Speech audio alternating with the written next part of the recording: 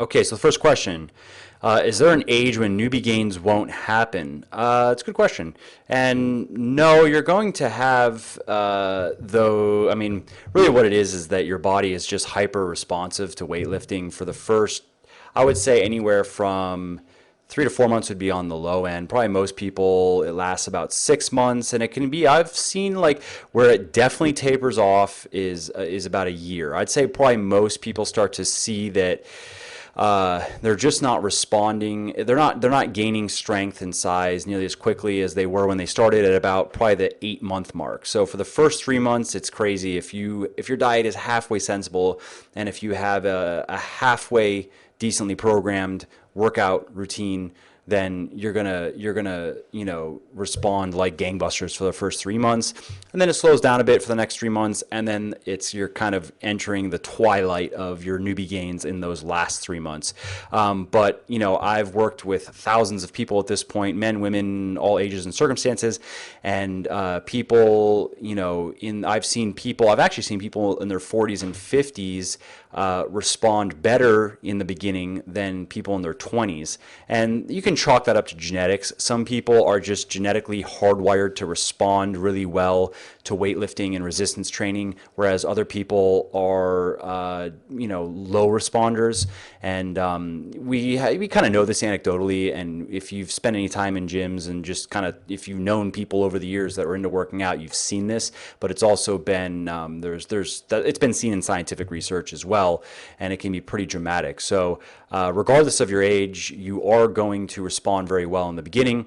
And if you do everything right, you can expect to be on the fast track for, let's say, 6 to 9 months. And then just to quickly kind of throw this out there, because this is something I was talking with Kareem, who heads up my coaching program, and just something we were talking about because he's working with more and more people now, that once your newbie gains are behind you, it's very important that you really get your diet on point. In the beginning, you can kind of mess around, and your protein intake can be up and down, and your carbs can be up and down, and your calories can be up and down, but your body just keeps responding. But once you have that behind you, once your body isn't hyper responsive to the stimulus anymore of weightlifting, then diet and consistency becomes super important. Making sure that your macros are where they need to be, your calories are where they need to be 7 days a week, and you're not doing funky things where you're going very low calorie 3 days a week to compensate for the very high calorie 3 or 4 days a week.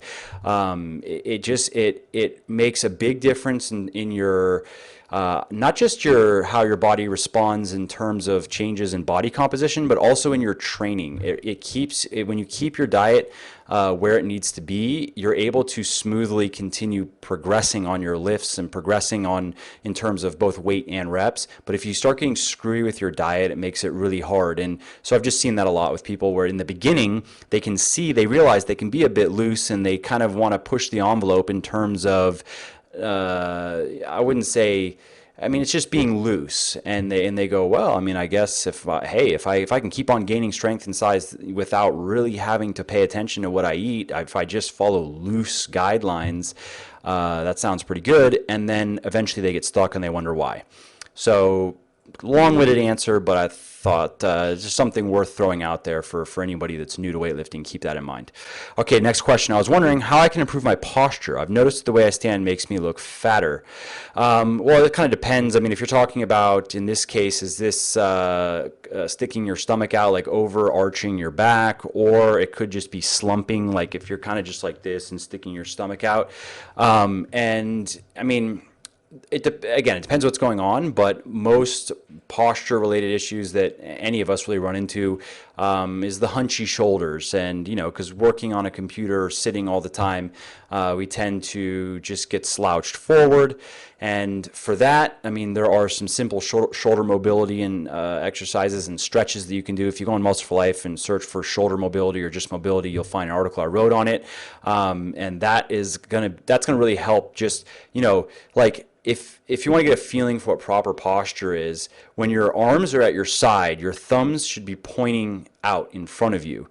And so if you get like that, it almost, to me, I mean, I was kind of digging into my own posture like a year ago. I wasn't really hunched, but my natural, when I would just put my arms down at my sides, my thumbs would be turned more in. I would say somewhere around 45 degrees, or even maybe closer to 30 degrees or so, as opposed to a more 90-degree straight out, pointing in line with your knees or your feet. And it'll feel like you're kind of puffing your chest out if you're used to slouching, and if you're used to rolling your shoulders in. But that's proper posture. Your shoulder blades are not pinched, but everything is pulled back a little bit. And this is important not just for how it looks, but it's also important for preventing injury. I recorded a podcast today with a sports doctor. He's a chiropractor and PT, and mainly he just deals in physical medicine, that I've been seeing because I've been running into some on and off bicep tendonitis over the last couple months. And I've tried different things myself, and it helped a little bit, but didn't really make it go away. And so we talk a bit about this in the podcast. It's going to be up next week, so I definitely recommend that everybody listen to it, because he covers some very important things that I'm learning now more. It's something that there are some simple preventative things that you can do, and this is a good example, correcting posture, that will prevent the risk of injury. Even in my case, it's not really an acute injury. It was more just a repetitive use. Tissues get stuck. Things stop moving the way that they should. It causes tissues to rub on each other as opposed to slide, friction over time, and eventually it hurts. So I would say do the stretches, and also I will say, where's my thing? I've been using this as well. This is called posturemedicusa.com, and you put it on like a backpack. And for people just listening to this as a podcast, you're gonna have to visualize. It's basically it's like this, and then it forces you to keep your shoulders back. So it's kind of like an elastic backpack, basically, that keeps tension on your shoulders and pulls them back. And I've been wearing this for several hours a day, and I've found that it just helps train in proper posture, where it may not be so much that you have mobility issues and you couldn't maintain proper posture. You've just gotten used to improper posture. So posturemedicusa.com, this thing helps too. Question: You say that newbies can build muscle and lose fat at the same time. How does this work, and why can't seasoned gym warriors do it either? If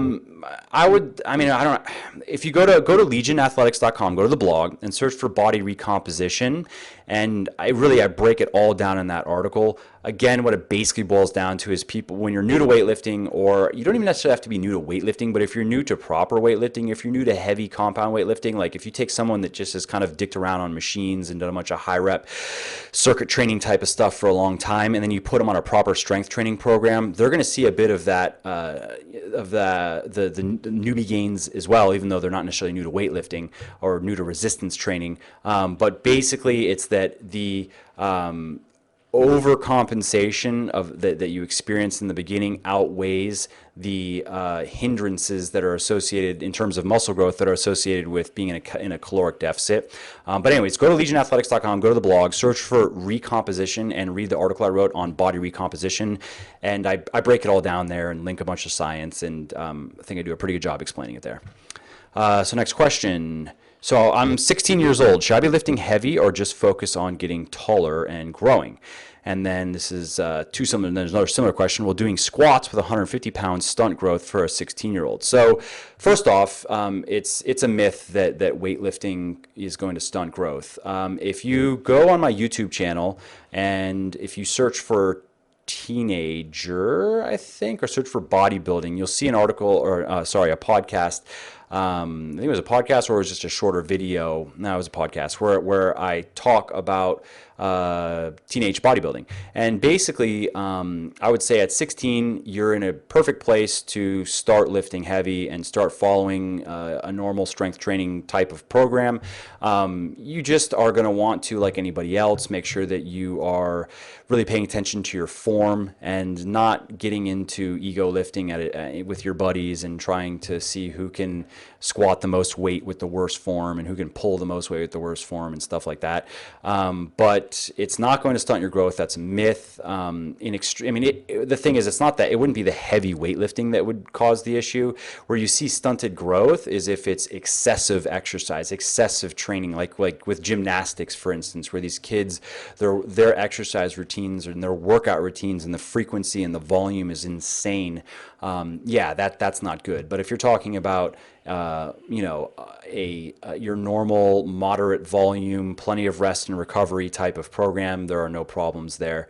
In fact, heavy weightlifting may even help with growth because of the hormonal responses, like with growth hormone, for example. So, yeah, 16 is a perfect age. I would say if you were 13, I would probably say you could get into weightlifting. I would probably recommend that you start with some lighter weights, just because as you're getting used to your body, there's a point where, like, I mean, these are athletic movements, a squat, a deadlift, an overhead press, and you want to make sure that you can do them properly and before you really start loading weight. So, and if you were even younger, if you were this wouldn't be a teenager, but if you were 10, 11, 12, maybe 13, I would say you could also start with body weight stuff and build some basic strength there, and then transition into the weightlifting, which, that also works well. All right, next question. When doing a shoulder press, should I keep my elbows pointing toward the front, or is it okay to open them up?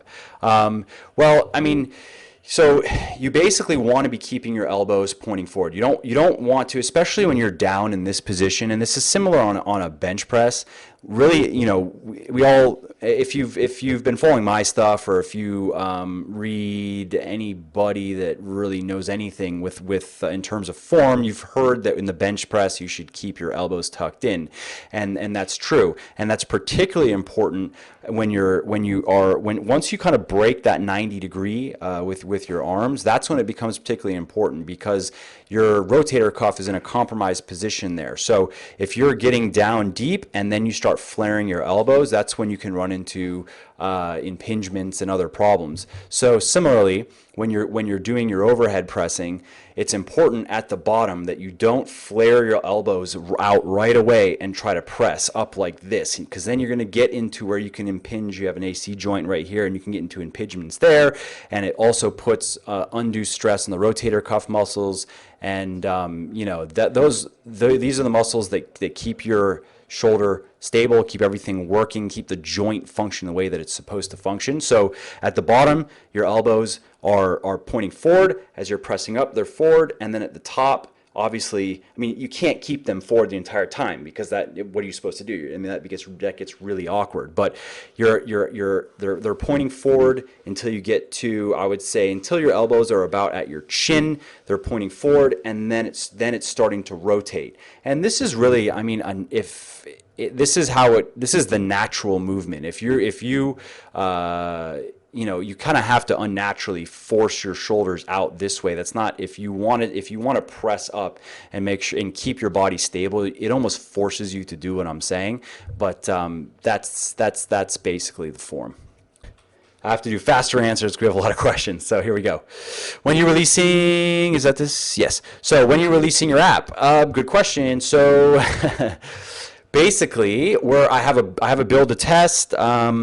If this is with the log functionality fully implemented, I'm going to say I know there are some things they're going to fix. They're going to need another week for that. They're going to need another week to fix some body section stuff. Another week to put together the freemium model. So basically, I want everyone to be able to use it for free for about a month before having to pay anything. And there are going to be no recurring fees. It's just going to be a one-time fee. But I want it to be a free app that you can use in its entirety for about a month, and then you can decide, is this worth $5 or not?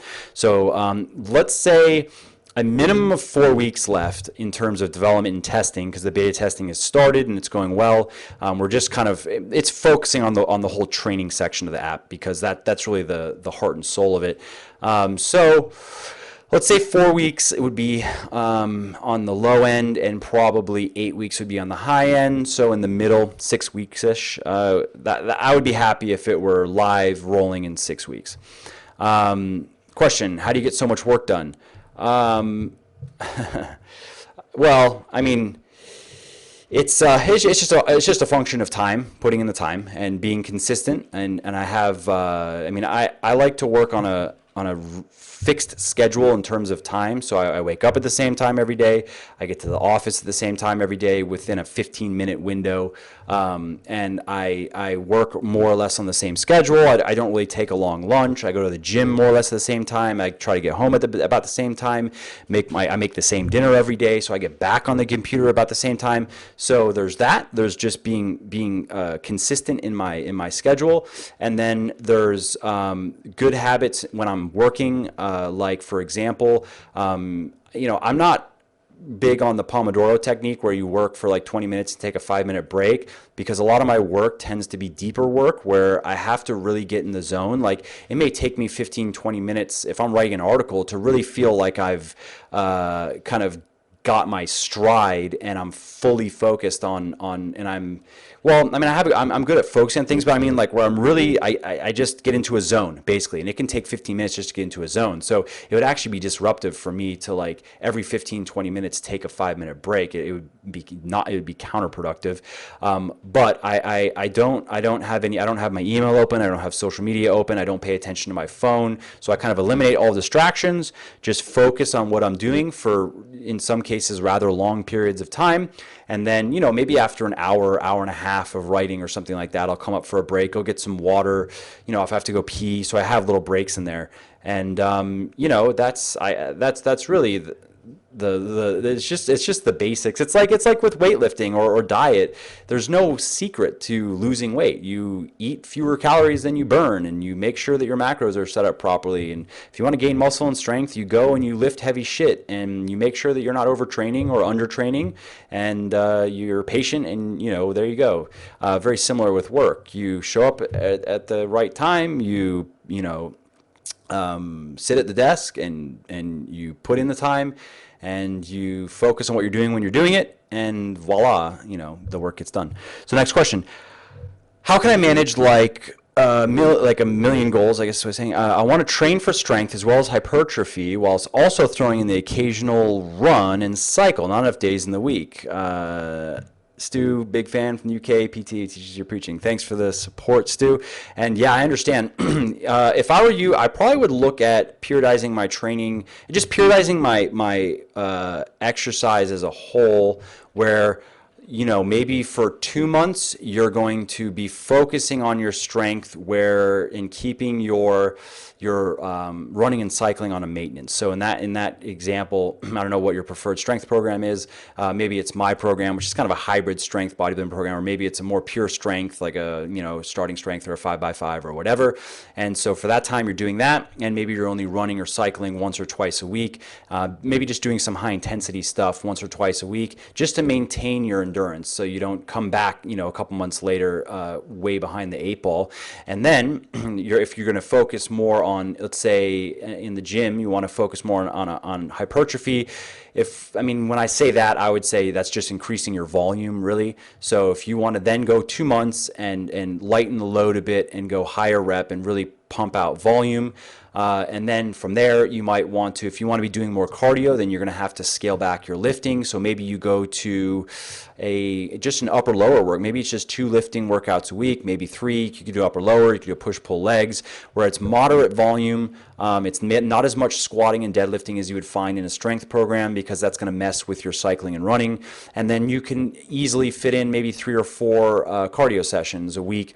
And and then there's also the dietary factors involved too, where if you're going to be doing a lot of exercise, like if you were to, let's say you wanted to cut, in that scheme of things, I would say cut while you're doing the strength training, because that's going to be the higher rep, higher volume training is just going to be harder on your body.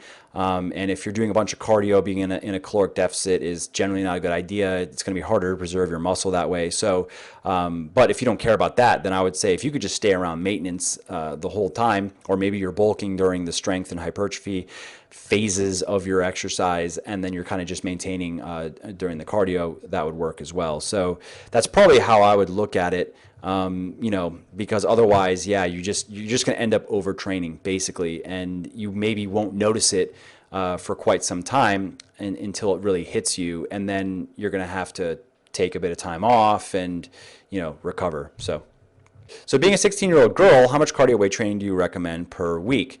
I would say 3 to 5 hours of weightlifting and no more than an hour to maybe an hour and a half of cardio per week is all you need. On the cardio, I would stick more with high intensity interval stuff because you can just get more bang for your buck in terms of time and fat loss. So if you want to learn more about that, I would say head over to, I think I have an article over at legionathletics.com. Go to the blog and search for women. And I believe I have an article there on just like the overall, a fitness plan for women. And if it's not there, go to Muscle for Life because it's definitely there. So if you search for women, you'll find it. Next question. Hey Mike, I've read BLS and I'm going through the first round of the workout, but my gym has no free barbell, just a Smith machine. That sucks. Can you expand on why you don't recommend it for squatting and if I should make any adjustments? Same question for deadlifting. Yeah, so you can squat on a Smith machine. It's just not as effective as a free weight squat. And if all you did was squat on a Smith machine and then you went to a free weight, you'd have to drop the weight a lot, and it would be really awkward. And the same thing goes for overhead pressing and bench pressing.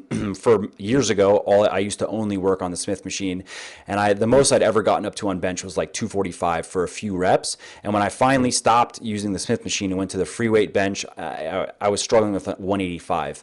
And you'll find that with squatting and overhead pressing, and you can't really deadlift on a Smith machine safely and properly because it's just not a natural range of motion. You could maybe Romanian deadlift or straight leg deadlift, but you really need a free barbell. Now, if your gym, I mean, you could start. I would say don't deadlift on it at all. If you have to start on this gym and you have to be there for now, then that's fine. But if not, I would say find another gym. Find one with a proper setup. Okay, next question. Due to various reasons, I'm going vegetarian. Gaining muscle size and burning fat while on a vegetarian diet. Is it a myth? Is it really possible with protein supplements, of course? Absolutely. You can do great on a vegetarian diet. You can do great on a vegan diet. If you go to Muscle for Life and you search for vegan, you'll see an article I wrote on it on vegan bodybuilding. I would say that there are, of course, disadvantages, but you can compensate for them. And vegetarian the main disadvantages of the vegan diet don't really even apply to the vegetarian diet. So yeah, you can do fantastic. If you go to Muscle for Life and you read the article on vegan bodybuilding, you'll see how it applies to you as well. So yeah, you'll be fine. So next question. You mentioned cite a few sources that fasted cardio actually increases the blood flow to stubborn fat areas. What do you say to people who believe fasted cardio is a myth?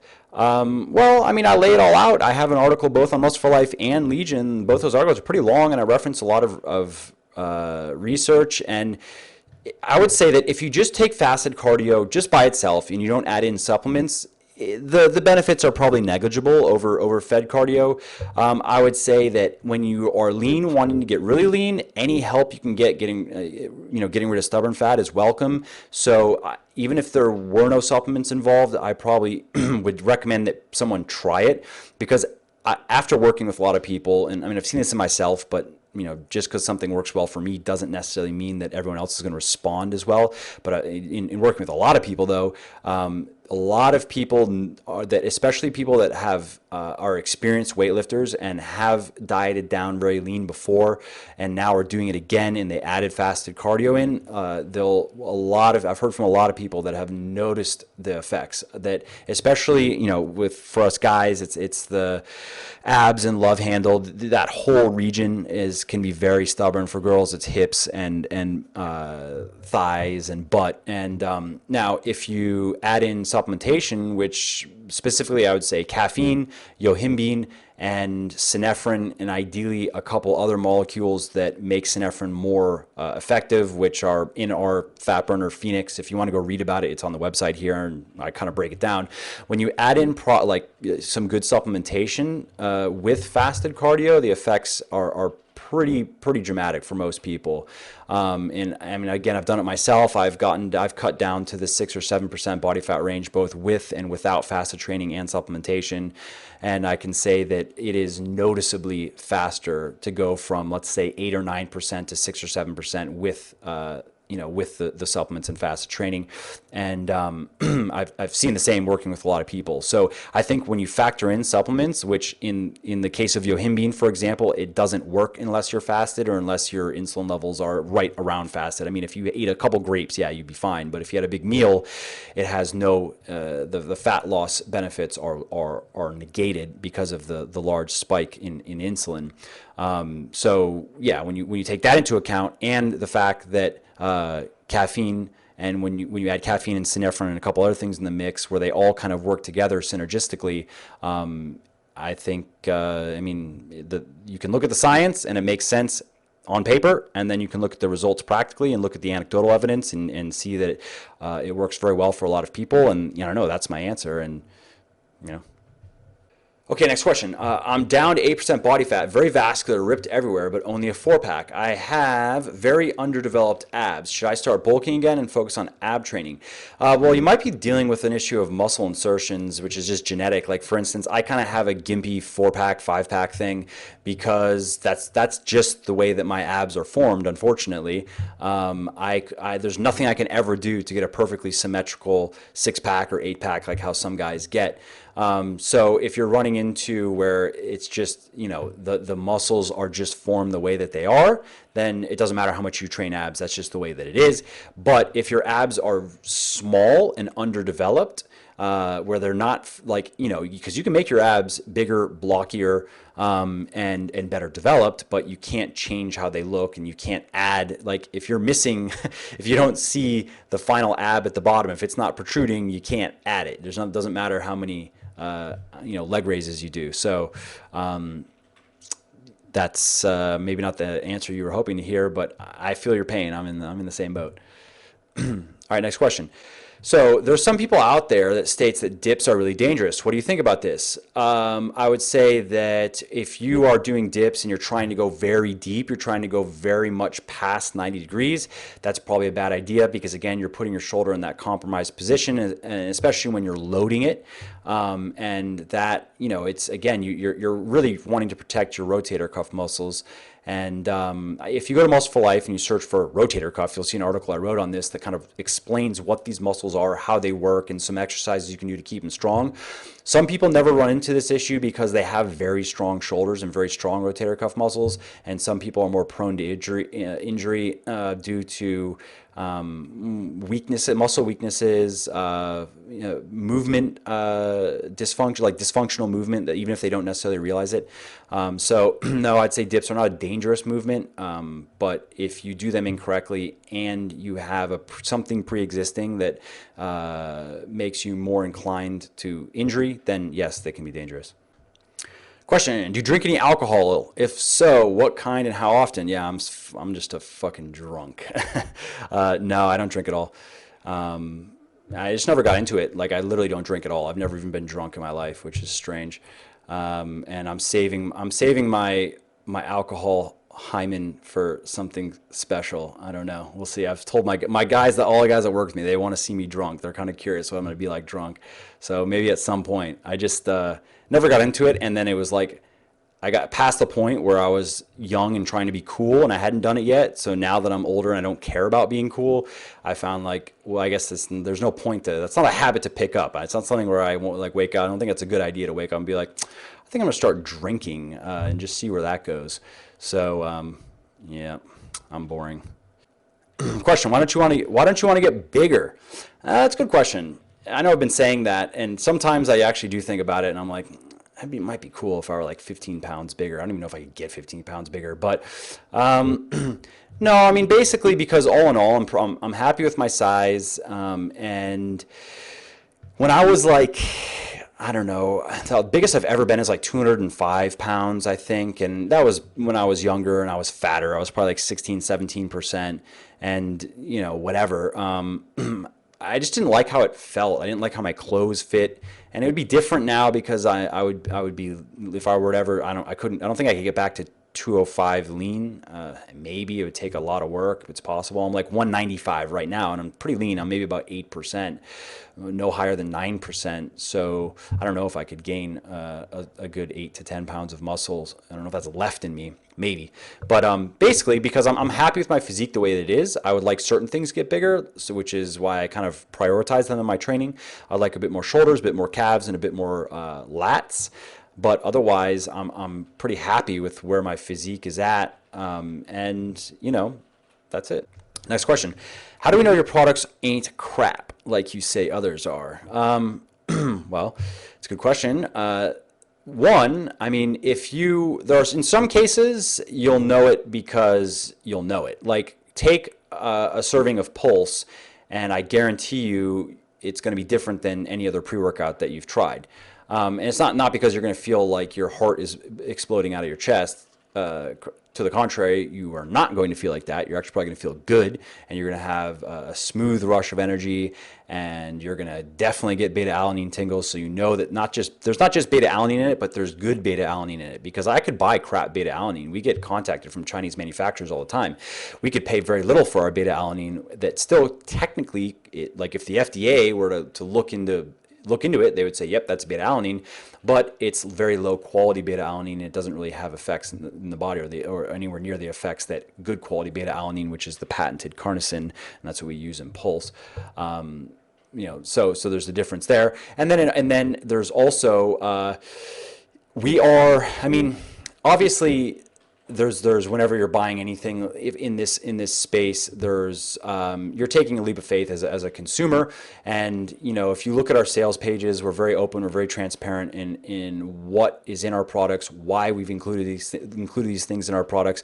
But also we've had quite a bit of third-party testing done on our products, which again, in the case of Pulse, if you go to labdoor.com, you'll see that it's their #1 ranked pre-workout because, well, and they do third-party testing. I'm not affiliated with Labdoor. I like them. I like what they're doing, and it's cool that you know, it's cool that they're testing my products and validating you know, what I'm doing.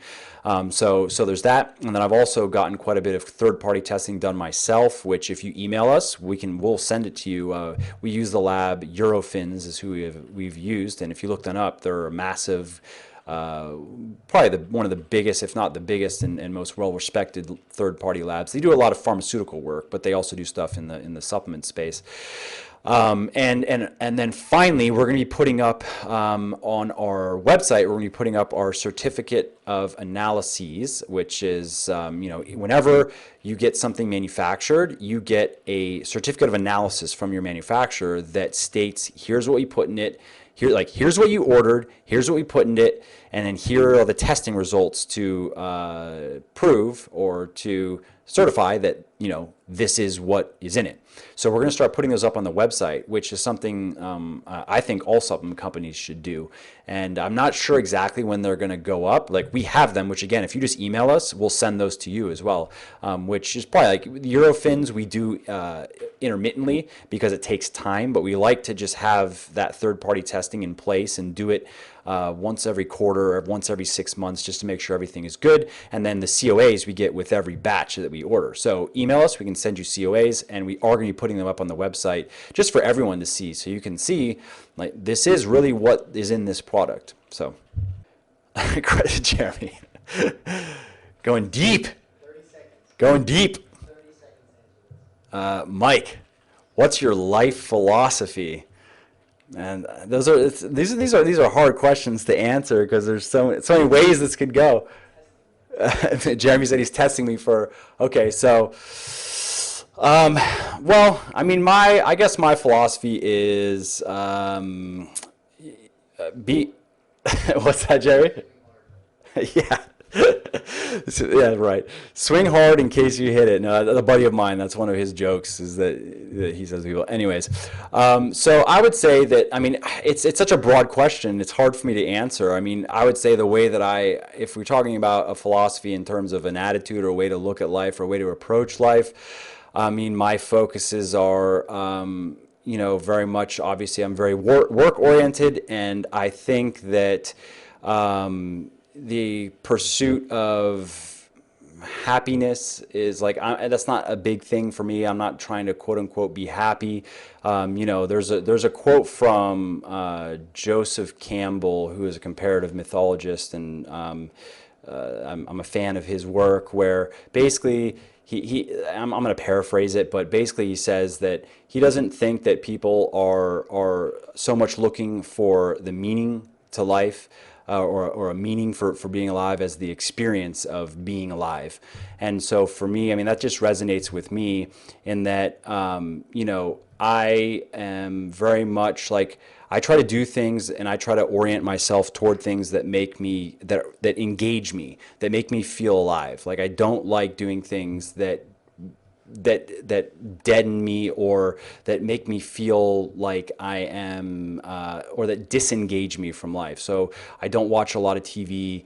I don't play video games. I don't just spend my time idly doing worthless things, because I know that those things would have bad effects on me and make me less effective in my life. So, I would say that there's that, and then work and productivity are big for me, and being a being a giver and not a taker. I think that, and this is so relevant to the political climate and the social climate, the socioeconomic climate, I think that we're in right now, where we have, you can go through life playing the victim and trying to see what you can take from other people and what you can get given to you, or you can go through life with a sense of personal responsibility, and with the idea that you have things to offer. What can you give to your fellow people, your society? What can you make? What can you create that adds value to not just your life, but the lives of others and to society in general? And so, I don't know. This is one I could just ramble on. I could, for who knows, 45 minutes. But if you have a more specific question, maybe I can answer it better. Next question, tips for sticking with diet. Do you cook once a week, make meals for numerous days? I cook every day. I mean, I make the same meal. It's kind of a vegetable medley with chicken and stuff, just because, these days I just don't, I'm not really going to take the time to get fancy with my cooking right now with my work, and when I get home and stuff, it'll just take too much time. But if you're running into the problem of, like, you are not sure if it's like you end up just hitting restaurants, or you're not able to track your numbers with your meals, then yeah, if you do like go on Muscle for Life and search for meal prep or meal prepping, and you'll see a whole article I wrote on this, and that's what I recommend you do. I'll just keep it simple. Next question. Hey, Legion, what are your thoughts about Logan Franklin, and could it be possible to have a physique like his, not mirror image, but similar, and you guys think he's natural? Logan Franklin. Let me see who this is. This picture looks a lot like Jeff's side. I don't know. I mean, is this the right? Yeah, no. He's this guy's an IFBB pro. No, you're not going to look like an IFBB pro naturally, ever. Just forget about it. So that's that. You could look like a smaller, fatter version, yes, naturally. So, like, if you look at the pictures where he looks kind of natty and bad, like there you could look like that. And then if you look at his pictures where he looks huge and shredded, no, you can't look like that, basically. But in general, I don't like to get into the who's natty and who's not, just because I think it's childish, and who cares. But I don't know if he's saying he's natty. I don't know why IFBB pros would even say that, but anyways. So next question, would you recommend high volume following a cut? High volume training following a cut? I mean, as a standard rule of thumb, no. I don't quite understand the question. If maybe you can elaborate. What's the next Legion product? Good question. So we're working on two products right now. Actually, we're working on a vegan protein, which is going to be a pea and rice blend. And we just got a sample that we actually all really like that we can finally approve, which reminds me, I have to email them. Jeremy, don't let me forget. I have to email them that we liked it. Yeah, I forgot to email Shannon. Anyways, so that took a bit of work. It took like, I don't know, 7 iterations finally to get it tasting right. But I was very surprised. I thought Shannon is the at our manufacturer. He's the flavor wizard. I thought he was like messing with me with this sample. Like, this is really good. This tastes a lot better. This is almost like, did he just put Nesquik in a bag and then he's gonna tell me like, yeah, okay, no, it still tastes like shit. Sorry, but no, it actually tastes really good. So we're gonna have chocolate. It's gonna be a chocolate vegan protein, which also is gonna have some select nutrients in it. That it's not just going to be protein. It's gonna be something in between, like just a protein powder. I wouldn't say a meal replacement, but a protein powder / nutritional supplement is kind of the idea. So there's that, and then we're also working on what you could say is a weight gainer meal, but I would say meal replacement's probably a more accurate term. Although we might have to end up calling it a weight gainer because in most people's minds, those products, meal replacement and weight gainer, are very different, and this is kind of more fitting the weight gainer need than it is the meal replacement need. And so that one is theoretically it's close. We had it the way that we liked it actually was tasting good, everything was good, but then we had to tweak the formulation a little bit, and then that messed with the taste, and now we're back to the drawing board trying to get back to what we had previously. So I would say the vegan protein, which now that we have a sample that we can actually approve and we can roll forward with, we'll be emailing out. Like now, Jeremy and I have to put our heads together and come up with some name ideas and do that whole process. So you'll be hearing from us on that. And then the weight gainer, once we can get to a sample that we like, then we'll be rolling on that. So both of those should be out this year. Vegan protein for sure. Weight gainer really shouldn't be an issue. We should be close. And then we also have an unflavored protein, whey protein coming for everybody that likes to kind of, I think it's mainly for people that like to make smoothies. So it doesn't add any, there's no chocolate or vanilla. It's just a clean, simple protein. And we also have watermelon flavored recharge coming, which people have been asking for, and a tropical punch flavored pulse coming, which is actually it's going to be a bit different in that we're changing from a 1-to-1 citrulline malate to a 2-to-1 citrulline malate, which is actually probably better for performance. I'd say it's definitely not worse. I mean, you'll find 1-to-1 in most studies because that's just the most commonly used. But then there are also performance studies with 2-to-1, which has obviously a bit more citrulline than malic acid. And the reason we're switching is because the malic acid is what is very tart, and we've been really trying to bring down the tartness of pulse, and that's the solution. Because you start getting into when you put things that block the tartness, it then also blunts the flavor. So then you get into this like chicken and egg problem where you want more flavor, which means you have to take down the bitter blocker, but then that makes it, and you just go back and forth. So, I'll be curious what everybody thinks when our tropical punch pulse comes out, because that's going to be basically our new flavor profile, our new base that we're going to be rolling out with all the flavors.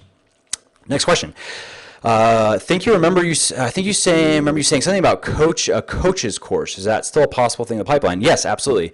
So if you go to muscleflife.com/coaching, you'll see the sales page for our one-on-one coaching service, which I'm actually going to be emailing out on soon, because we've run, I would say, 30 or 40 people, maybe as much as 45 people through it, and we've gotten some great success stories. And these are 3-month transformation coaching programs basically.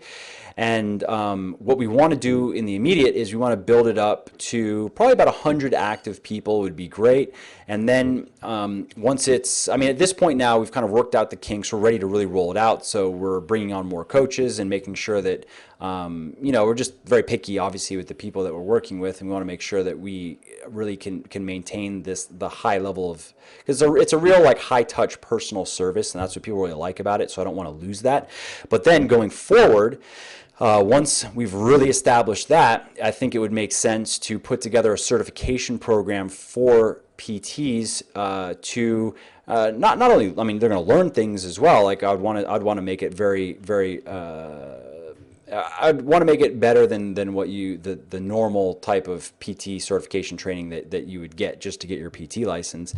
But then also that would allow people to be basically certified MFL coaches and then participate not only in our online coaching, but I get asked all the time for people about offline coaches, like people saying, "Hey, I live in, Los Angeles. Do you have any trainers that you could recommend that I work with?" And unfortunately, I don't really have that. I haven't built a Rolodex of trainers that I know and I trust they're going to do a good enough job, or I would just send them people. So, that's also one of the reasons why we put together this online service as kind of a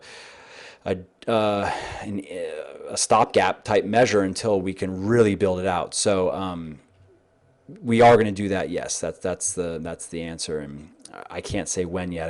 We have to see how everything goes. But if we could have it up next year, that'd be cool. Next question: is there an application process to get on the Legion team?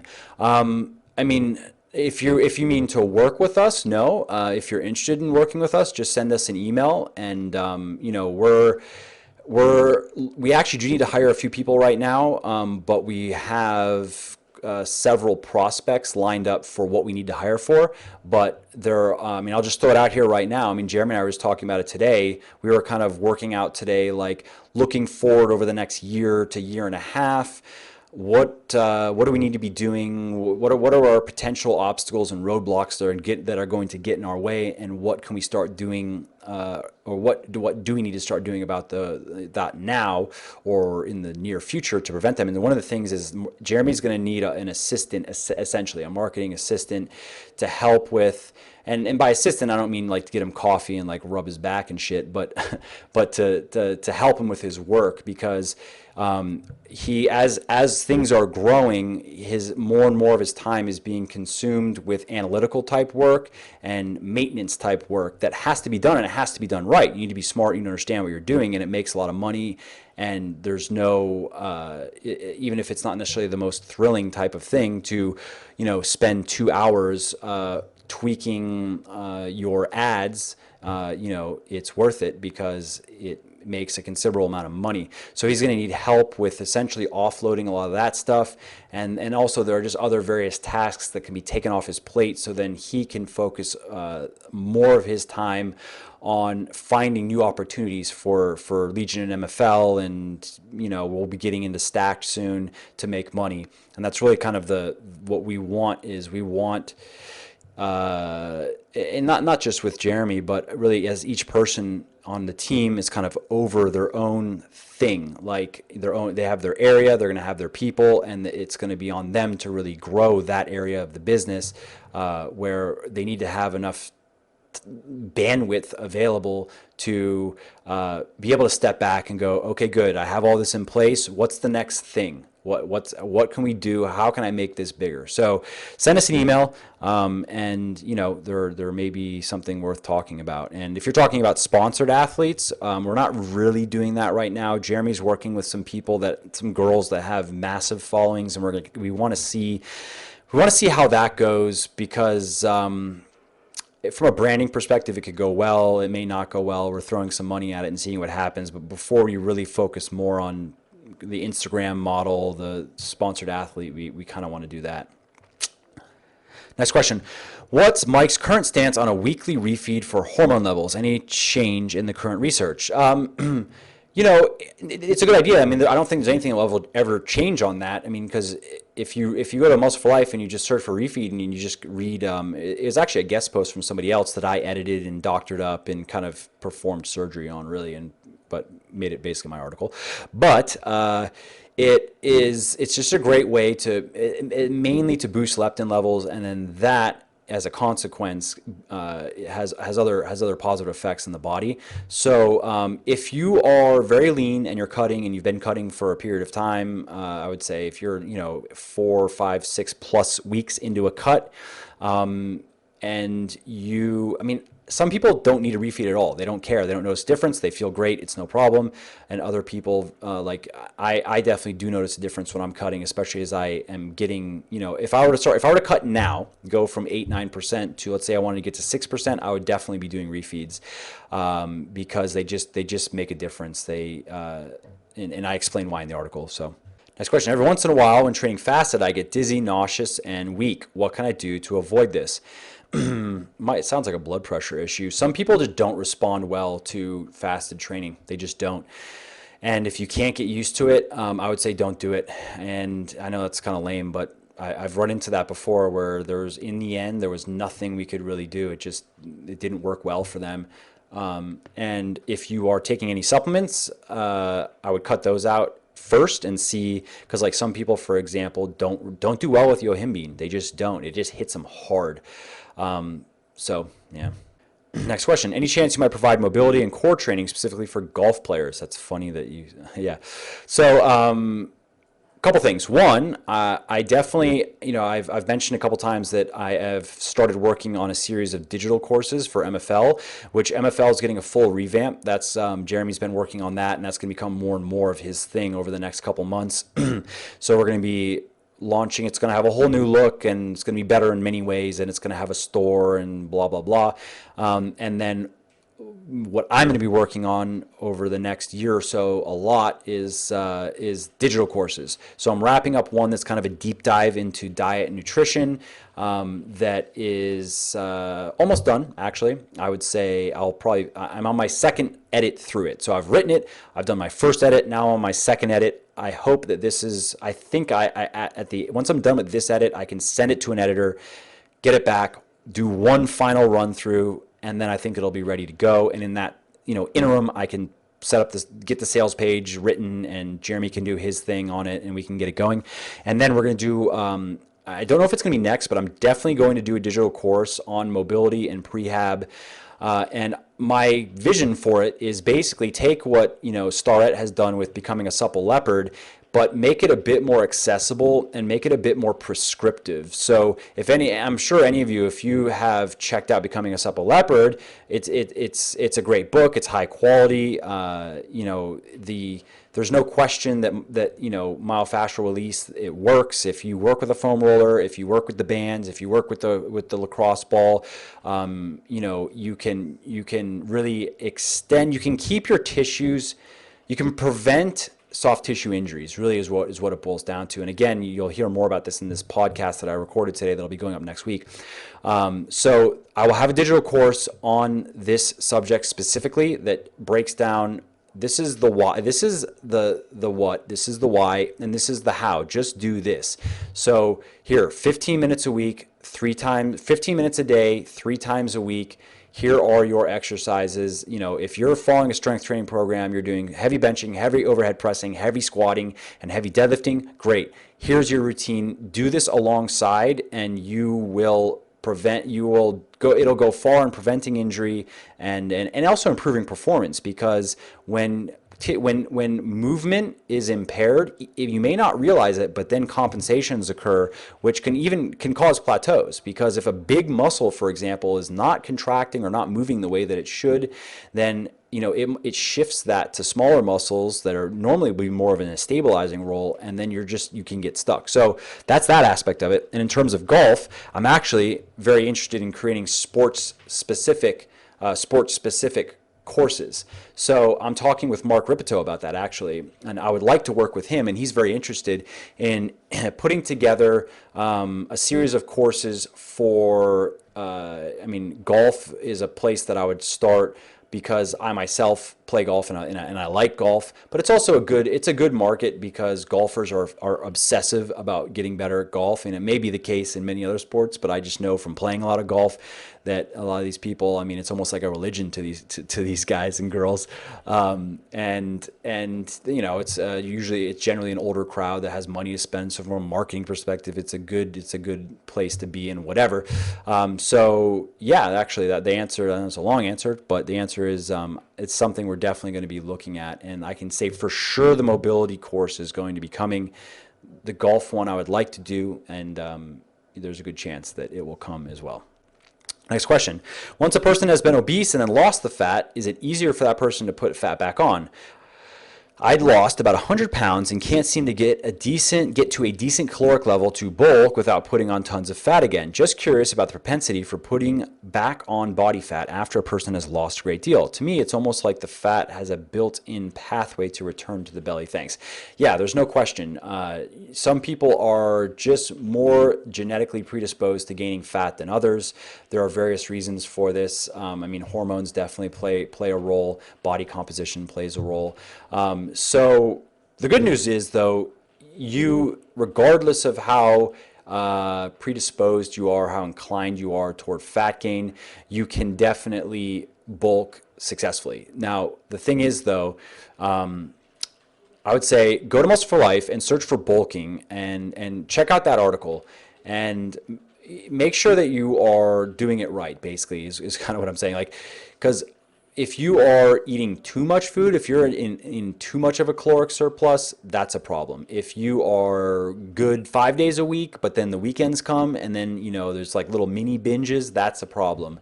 And, ultimately, you are just going to have to find, that my guess is you're going to have to be very tight on your calories and very tight on your diet.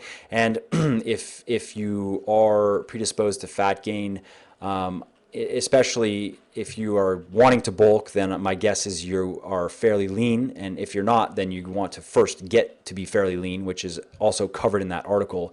Like if you're 16, 17% body fat, you shouldn't be bulking. You should be cutting, because the fatter you are, the easier it is to continue gaining fat. And I break it down in that article. So I know it's kind of a half answer, but I would say go check out that article and see if you're doing all that and it's still an issue, then shoot me an email and we can go from there. Hey Mike, every week when I do a 4 to 6 rep range on the standing calf raise on the machine in the gym, I almost easily lift the max weight that the machine can handle, 800 pounds. Geez. Do you have any advice for when I need to go higher in weight to stay in the 4 to 6 range? No, I mean that's a lot of weight in your calves. I would first, like, how is your form? Are you full range of motion, not just like the little 2-inch bob that a lot of people do? Because at the bottom, you want your calves fully stretched. Think of it as like a one-arm row. You know what I mean? Like fully stretched at the bottom and then fully contracted at the top. So if you're full range of motion with max weight, then I would say, I mean, there's no real way to go heavier, right? Unless you can load up on a leg press and do, I like doing calf presses on the leg press. But if that's not an option, then I would say just work in a higher rep range. I mean, with calves, similar to abs, you kind of just beat the shit out of them and force them to grow, and they recover very well. So I would say it's fine. Like, let's say all you could do, let's say you had to train in the 8 to 10 rep range simply because your calves are so strong. There's nothing wrong with that. And honestly, your calves are probably pretty juicy if you could do 8 to 10 reps with that much weight. So next question. If I want to do a general checkup to see my hormones, bones, and everything is all right, what test do you recommend? Well, I mean, you could do like a metabolic panel, like a blood, it'd be blood work. And in terms of bones, I mean, I don't know exactly what it is that you'd want to know. I mean, if you can, what kind of test if it's like bone density, I would think, I mean, DEXA should be able to tell you your bone density. I've never even gotten DEXA scanned actually, because it's not nearly as accurate as many people think it is. And ultimately what matters is the mirror more than anything else. But yeah, for hormones, it's just a standard blood test. If you go to what's a good company, Jeremy, for that? Do you know? Just if you want to get blood testing done. Is there like a good national one? Do you know? Yeah. I guess, I mean, you could see an endo if you had something, if you wanted to really dive into it. But if you just kind of want to generally know where things are at, you could just see an MD and work through them. Next question. Hey Mike, sacroiliac joint question. Remember in a previous video you talk about breathing to help with your SI joint issues. I'm having issues which have been occurring off and on for a while. Any stretches you recommend to look up? It really depends on what the issue is, and it's hard to, like, what I ran into basically was, and what he's referring to is, I was deadlifting, and I at the top let out my breath and let out my tension in my core, which is a bad idea. Don't do that. And it caused my SI joint to kind of lock up. And it's fine. I have a chiropractor that I was seeing at the time that just kind of helped adjust it, and then it just kind of was not a problem anymore. But that's what I ran into. And if you're, I mean, again, you're not really, the point isn't so much to stretch a joint, obviously. It kind of depends on what muscular issues are you running into. But if it's hip related, if you search for, go on Muscle for Life, search for mobility, and there's an article on like mobility for squatting, and there are some good hip stretches in there, particularly for the psoas. I know that like that, for instance, I mean, the psoas muscle wraps around to the back. So if you're having issues in the hip flexor area and you kind of are feeling it referring to the back, psoas stretches are good. There's also, I believe in that article, there's a simple, I'm almost positive it's in there. There's a simple stretch, Kelly Starrett, it's a video from Starrett where he's demonstrating it, that is just very good for opening up the hip. And if you have access to some bands, there's some good stuff you can do as well. I don't think, it's not in that article because I didn't want to tell people they have to buy bands. I wanted to give people some simple stuff you could do at home. But if you go look at Mobility WOD, go look at Starrett stuff and look at some of his banded work for opening up the hips, and that works really well. I was personally surprised when I started doing banded stuff, mainly for my upper body, how big of a difference it makes over just trying to, grab onto something and hold a stretch. Next question. Hey, Mike, who is there with you? Do you have many partners that help you behind the scenes? I know I often get emails from Jeremy. When you start out in this endeavor, were you totally alone, or did you have help then as well? So there are 8 of us. 8 of us here, huh, Jeremy? And then there are a couple people that work with us remotely. And in terms of, in terms of like partners in the strict sense of the word, Jeremy's my business partner, and that we own everything together. But everybody else that everybody works hard and is very committed to what we do. And, so I would say that they, in many ways, are partners in that sense of like, they work hard, they really care, they really, put their heart into their work. And, so when I started, when it started really in the beginning, I wrote the book Bigger, Leaner, Stronger, published it, and then that started to gain some traction. And then from there, I wrote another book, I might have been Muscle Myths, and then from there was The Shredded Chef, which actually Jeremy helped on the first one back in the day. I don't know if you remember that, Jeremy, but and then so Jeremy was involved early on in that way. And then from the beginning of like when this was like, okay, this is going to be my full-time thing, Jeremy was there from the beginning as that as well. Because originally we were going to do a publishing company.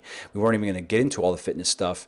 We were going to take what I had learned and just experienced with my book sales, and we were just going to do that for other people. And then in looking at it, we decided to kind of pivot, and we said, you know what, like with the books, with the fitness stuff taking off the way that it was, we just said this is a better opportunity, and it's something that I personally am passionate about books and I like to read, but I'm also passionate about fitness and writing, and I can do that as well. So and Jeremy wanted to learn marketing, so for him it was like, he could learn to market in terms of publishing and help and how to sell more books, or he could learn in terms of everything that we didn't quite know what we were going to get into in the beginning. Like, it wasn't necessarily the plan from the beginning to do a supplement company. We knew that was going to be an option, but we had to get to a point where it was going to make sense. So it was more just, let's build a website and let's learn content marketing and see if we can build enough of a following to build a real business. So that's kind of how it went. 4 to 6 reps or 6 to 8 reps, any difference? Practically speaking, not. Well, it depends. Like, here's the thing, as you get into higher and higher rep ranges. You're moving more into the muscle endurance side of things. And then also, you're going to find it harder because you don't necessarily need to go to absolute muscle failure every set. And it's probably a bad idea. It'd be a bad idea to try to do that, especially with exercises like the squat and deadlift. But you need to come close to muscle failure, where ideally you're a rep or two short of where you would not be able to get the rep, like you would just stall out. And when you increase the rep range, that gets harder to really even know where that point is, because you start getting all that lactic acid buildup, and it just gets fucking painful, and you don't know, like, are you wanting to stop the set because you are running out of gas, or is it just because it hurts so much you don't want to do it anymore? So given no context, I would say that there's not that big of a difference between 4 to 6 reps and 6 to 8 reps. But I would say that, like, I would not recommend you do no 4 to 6 rep work. I mean, if you're, certain exercises, if you prefer to do 6 to 8, that's fine. But, I would say there definitely is a difference between like 4 to 6 and 8 to 10. All right, next question. Hey Mike, I'm about 10% body fat, and I still feel like I have a bit of belly when I sit down and lean forward. Yeah, it sounds about right. At 10%, 10 or 11%, you still will. Fat folds seem to reappear out of nowhere. Do those super shredded fitness models still have some bellies sticking out when they sit down? Please give me some hope. They don't always look that good in all positions. That's funny. I can totally relate. This is one of those weird, like, OCD neurotic things that everybody experiences once you start getting lean, where you just if anything jiggles, you're just like, ugh, I just want to get rid of that. And it's true, right? And so then yeah, like Matt, and then you're just on a never-ending cut, basically. So I do understand. And so the answer is, so like at the leanest that I've been, which is probably about 6% realistically, where, I mean, I couldn't pinch. I really was kind of just skin. I mean, it wasn't like the super paper thin like you see with guys that are about to go on stage, but it was pretty thin. And sitting down, I would say it wasn't so much like fat, but the skin folds, and you don't look super shredded in all positions at all times, no matter how lean you are. But it sounds that where you're at is at about 10%. It sounds about right. And I would say if you got down to 8%, even though it's just 2%, every bit of fat that you lose from here is going to make a disproportionately large difference in your physique, because it's going to be coming from the last kind of stubborn fat holdouts that we all tend to focus on. Like, we're looking at our abs, we're looking especially at our lower abs, we're looking at our obliques, and those are the last areas to lean out. So if you were to drop 2%, you might be surprised at how much tighter things look, and you can also maintain that fairly easily. I would say, maintaining 8 or 9% is not hard at all. It's not unhealthy. If you want to actually learn about that, there's an article up at Muscle for Life, which is, if you search for healthy body fat percentage, it'll come up, and so you can read a bit about that. But trying to maintain the super shredded, 5-6%, where your skin is grainy, you have ab veins everywhere, and veins coming out of your armpits and stuff. You can't maintain that healthily. Eventually, it's going to catch up with you. And the guys that maintain that for long periods of time are generally on drugs, and so they can compensate for their what would normally be a pretty awful hormone profile with exogenous by just injecting hormones. So, next question. Can you recommend any good books on starting your own business? And then the next question, do you plan to write a book on how you start your own business? Yeah, I mean, I really want to. It's funny. I'm getting more and more requests for book recommendations these days, and I really want to do them justice. I was doing for a short period like a books of the month thing, where I would just basically say, here are the books I read last month, and here are my takeaways from them. And I'm still reading books, but the reason why I stopped doing those posts is because they just, like, as I've had more and more things on my plate. I have a book launch coming up for this updated cookbook, which has been an ongoing pain in my ass. I've had Stacked, which has been an ongoing pain in my ass, eating up time. I've just had a lot of things that have been eating up time, where unfortunately some of the things I kind of want to just do for fun, like write about books, I can't justify when I need to get this digital course done. I need to give Jeremy needs stuff from me for Legion. I have to ramp up the content on Legion MFL. I want to get it up to 3 to 5 articles per week per site. That's more important than, me talking about books.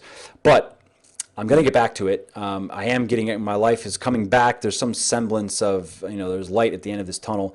So I am going to start putting that in. So to get to the question, good books on starting your own business. I've read a lot of books on just business in general. I can't honestly say, nothing comes to mind specifically for starting a business. Like, for instance, I have not read The Lean Startup. It's on my list.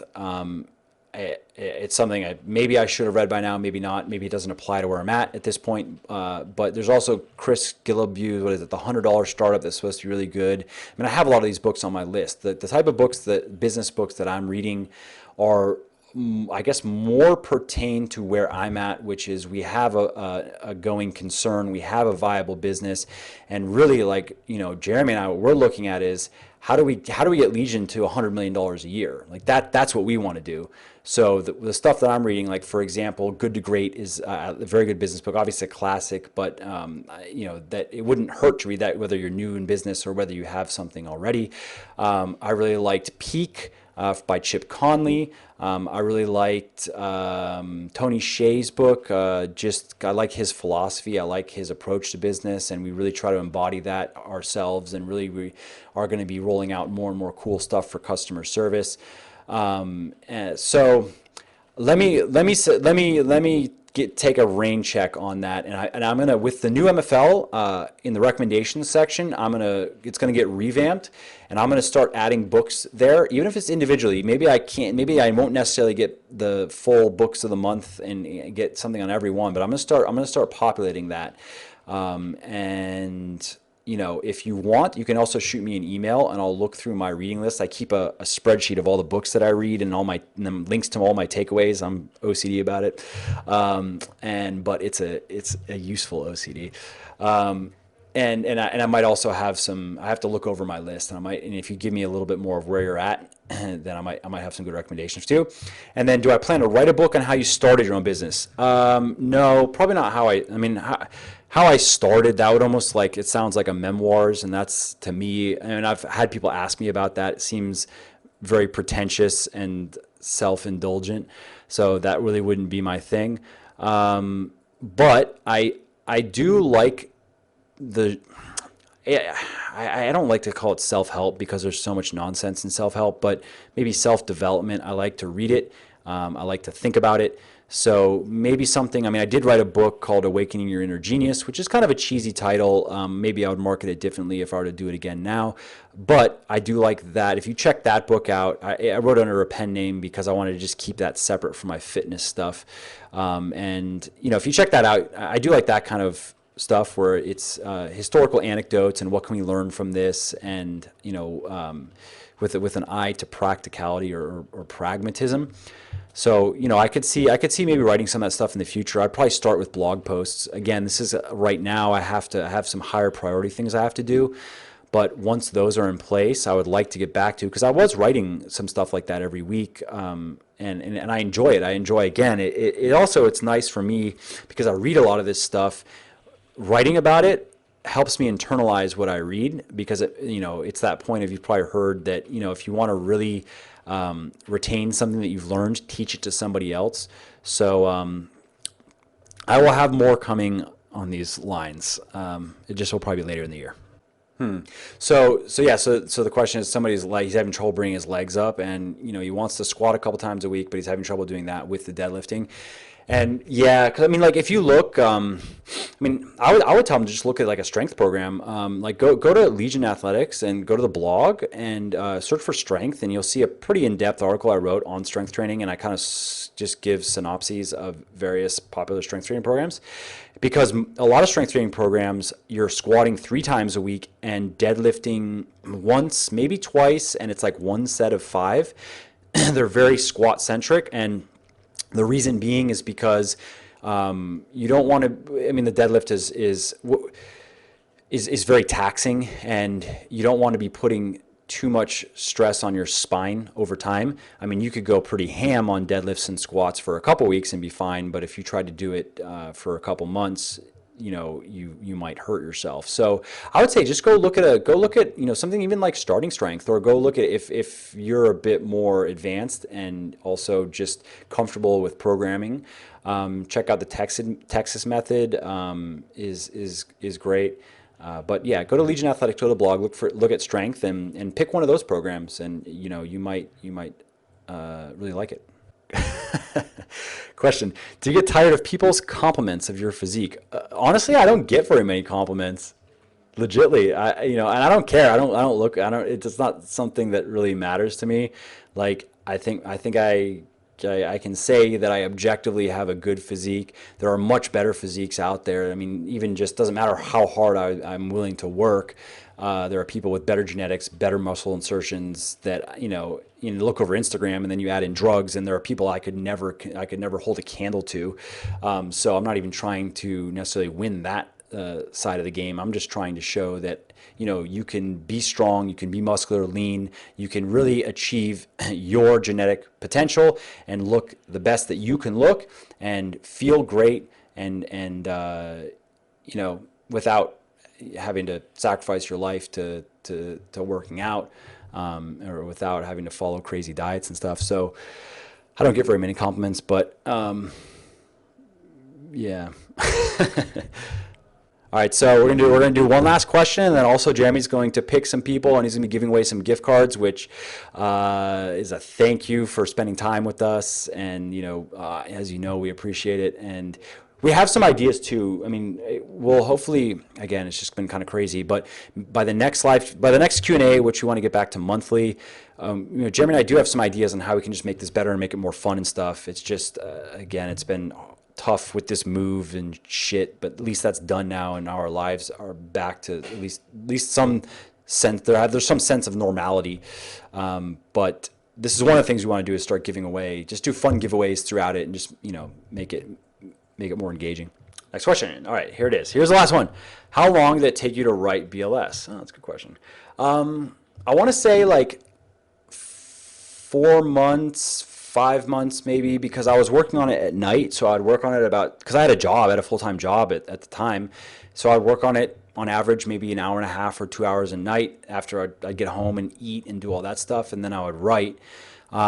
So yeah, it was maybe 3 months or so, 3.5. I don't quite remember, working on it that way. And, you know, that's, and now, I mean, I've written just on the blogs alone, I've written probably like over 1 million words at this point, and that's excluding books.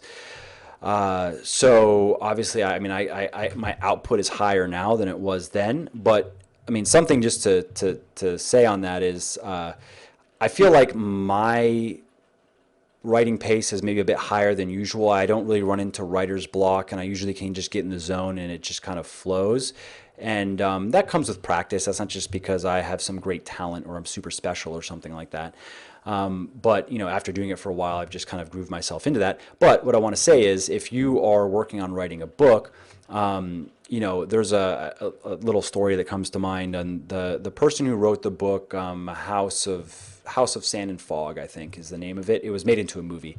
I didn't see the movie or read the book, but I don't know, people liked it. But that book was written, the guy wrote it at 20 minutes a day. So I think it was, he would drive, it was like on his way home from work, because he had a family, and he would park his car at like a cemetery or something, if I remember, and he would write on a notepad, longhand, 25 minutes a day. That's it. And then he would go home, and he, you know, be a father and husband, do all that stuff, and that was it. And then he eventually finished the book, and it, you know, went on to achieve at least a relative measure of success. So don't think that, you know, just don't. There was I think I heard on a podcast, or it was in a book or something, where I just like the concept of don't. A lot of people, they overestimate what they can accomplish in a year, and they underestimate what they can accomplish in 10 years. And I really like that concept, and it's kind of almost like a consoling thought, because I've experienced that myself. Jeremy and I have experienced that, where we thought right now, a year ago, we thought that the new Muscle for Life was going to be 100% done. Like all of the cool things that we wanted to do with it was going to be 100% done by now. And we're just starting on it. And it's not because, we just got lazy along the way and, felt like doing other things. It's mainly because one project for Legion that we thought was going to take a month ended up taking 5 months. So, what? And so we run into that many times, and I run into that myself, where in estimating, even if you're willing to you're not trying to shy away from the effort and the amount of work that something's going to take. You're not trying to think that you're going to write 150,000 word book in a month and it's going to be, won't even need an edit or anything like that. We just tend to have, us humans, we tend to have that tendency to think in best case scenarios, and our best case scenarios are kind of in many cases almost fantastical. So that can lead us to poor short-term planning, and then setting ourselves up for disappointment and setting us up for becoming disillusioned with our goals, because when we went into this we thought in a year I'm going to be able to do this, and then a year goes by and you haven't even done, maybe you've done 10% of it. So I like to just remind, just something to keep in mind myself. I think it's worth sharing that, again, if you stretch that out to go, okay, so if I just plod along, if I just every day I keep showing up and I keep on putting the work in, even if it's 30 minutes a day, in 4 years, I'm going to have this project done. That is, there's power and personal power in being able to do that. And, I can relate a little bit to that because I have a fiction project that I've been working on. Well, this project I've been working on maybe close to a year, and it has gone through many iterations, and a lot of work has gone into getting it to where it's at right now. But it's probably, given that I have maybe 5 hours a week to give it, and I would say 6 or 7 hours at the high end, it's probably going to be another year before it's done. So that's just something that the fact that I'm just accepting that now sets me up for success, as opposed to maybe trying to tell myself that somehow this thing I'm going to get it done in 3 months, and then 3 months from now I'm not even close, and then I get disappointed. So I hope that helps. Daily schedule including meals? Yeah, I have. Honestly, there's a video on YouTube that I talked about this, and not much has changed since then. I tend to just get into a routine on that stuff, mainly because I don't want to spend time thinking about what I'm going to eat. I have too many things on my mind these days to want to also expend any mental energy on, with meal prepping on the fly or meal planning on the fly. Same thing with clothing. I don't really want to think about what clothes I'm going to wear today. That's why this is all I wear these days. I wear gym clothes because I just grab it and go.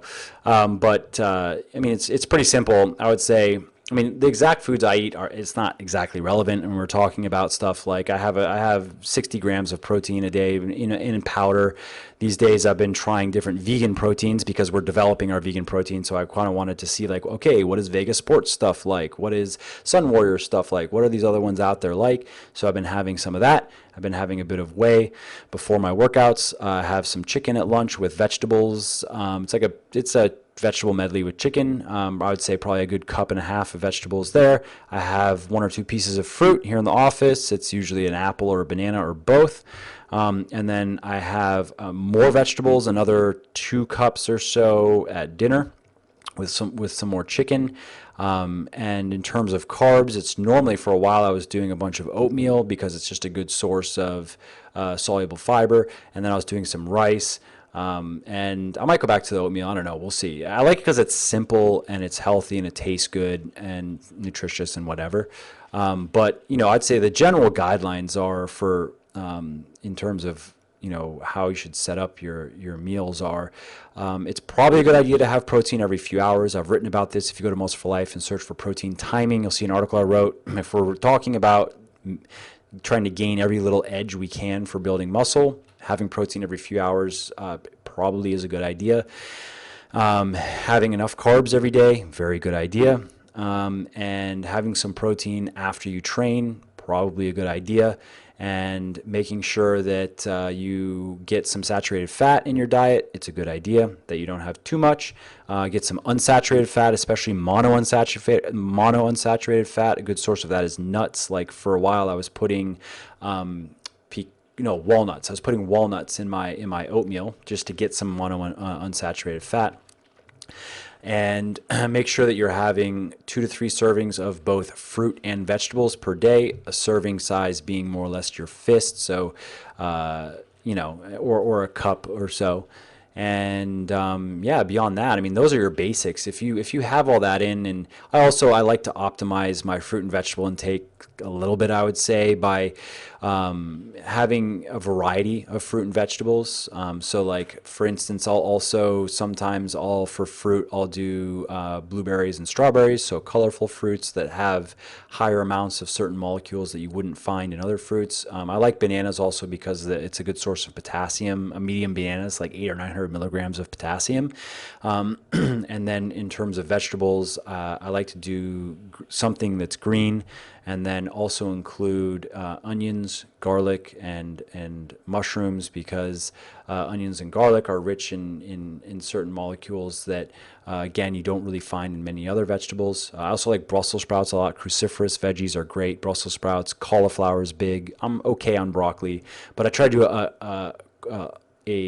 I try not to just like eat nothing but asparagus, for example. Like, that's better than nothing. If your only vegetable is asparagus, that's good, but it's better to have a variety of vegetables.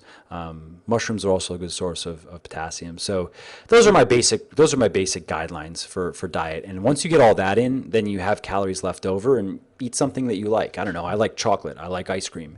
I like chocolate ice cream. So I just make sure that I have my foundation in place, and I'm getting all my nutrients. I'm getting my macro and micronutrients, and then eat something good. I'm not really big on sugar. I don't have to have it, but it's nice to have a couple hundred calories of chocolate is very satisfying to me. So, okay, we're wrapping it up. Well, again, I want to say thanks a lot for taking the time. I hope you found this helpful, and sorry you had to wait. I know it's been a bit since we did the previous one, and again, it's our fault, whatever. It's just kind of crazy with the move, but now that we're we're finally at this point now, everyone is finally caught up here in the office.